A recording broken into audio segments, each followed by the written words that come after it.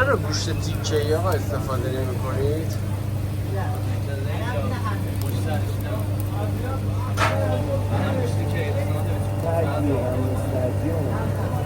این گوشت چیه که ارزون تر در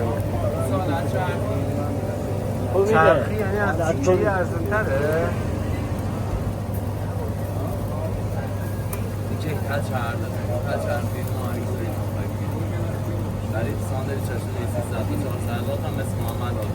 شما چند میزنید؟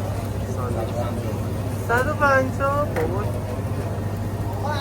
بابا تو یوتیوب کجا؟ الان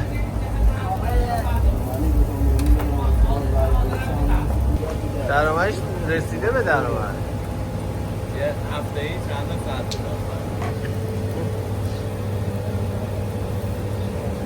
150 تومن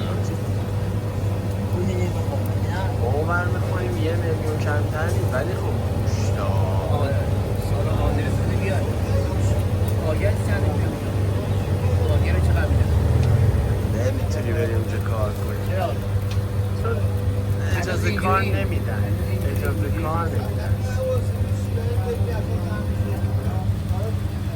بحث اینجوری و جوری نیست کار اجازه مجوز